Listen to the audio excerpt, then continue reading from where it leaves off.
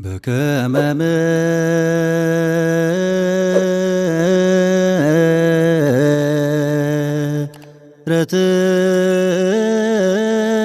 ምሕረትከ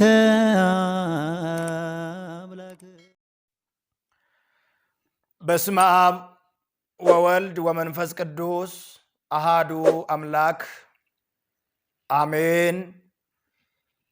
የዲያብሎስን ሥራ ያፈርስ ዘንድ የእግዚአብሔር ልጅ ተገለጠ። የተከበራችሁና የተወደዳችሁ የእግዚአብሔር ቤተሰቦች፣ የድንግል ማርያም የአስራተ በረከት ልጆች፣ የጻድቃን የሰማዕታት ወዳጆች ሁላችሁም እንደምን አላችሁ? እንደምን እስቆያችሁ? እግዚአብሔር አምላካችን በምሕረቱና በቸርነቱ በመግቦቱና በካሊነቱ ለዚች ቀንና ለዚች ሰዓት ላደረሰን ክብር ምስጋና ለሱ ይሁን።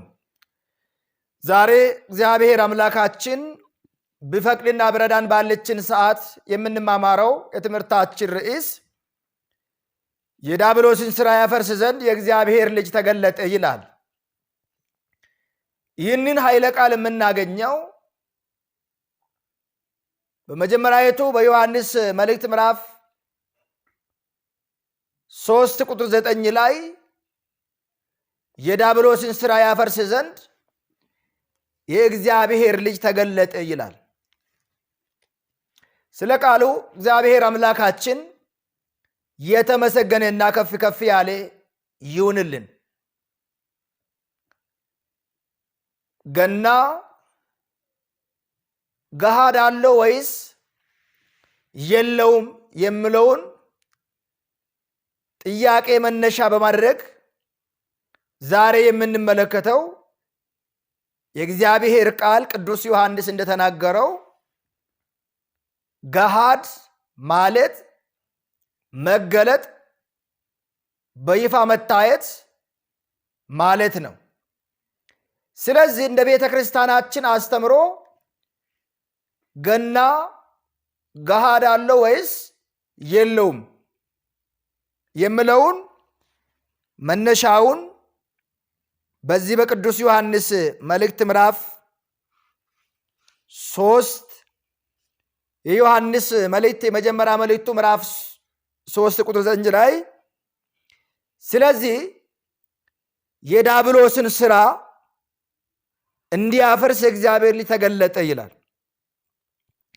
ከእግዚአብሔር የተወለደ ሁሉ ኃጢአትን አያደርግም፣ ዘሩም በእርሱ ይኖራልና ከእግዚአብሔር ተወልዷልና ኃጢአት ሊያደርግ አይችልም። የእግዚአብሔር ልጆችና የዲያብሎስ ልጆች በዚህ የተገለጡ ናቸው ብለው እግዚአብሔር መወለዱ ወደዚች ምድር መምጣቱ የዲያብሎስን ሥራ እንዲያፈርስ ወይ ደግሞ የዲያብሎስን ሥራ ለማፍረስ እንደሆነ በዚህ ቃል ላይ እንመለከታለን። ዲያብሎስ በሰዎች ልጆች ላይ ሰልጥነው ለ5500 ዘመናት አዳም ገብሩ ለዲያብሎስ፣ ሔዋን ዓመቱ ለዲያብሎስ ተብለው ለዲያብሎስ ተገዝተው 5500 ዘመናትን በባርነት በጨለማ በመከራ ከሚኖሩበት አዳምና ሔዋንን በተንኮል ገነትን ካሳጣቸው በኋላ በሰው ልጆች ላይ ሰልጥነው ለ5500 ዘመናት አዳምና ሔዋን የዲያብሎስ ባሪያ ሆኖ ነበሩ።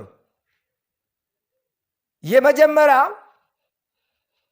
አዳምና ሔዋን ይህንን በበላችሁት ጊዜ የሞትን ሞት ትሞታላችሁ ተብለው የተነገራቸውን ቃል በመርሳት የእግዚአብሔርን ምክር ትተው የዲያብሎስን ምክር በመስማታቸው ከገነት ከ7 ዓመት በኋላ እንደተባረሩ የቤተ ክርስቲያናችን ታሪክ ያስረዳናል። ይህንን ተንኮል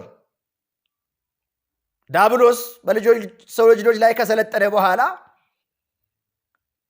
መጨረሻ ላይ የዕዳ ደብዳቤያቸውን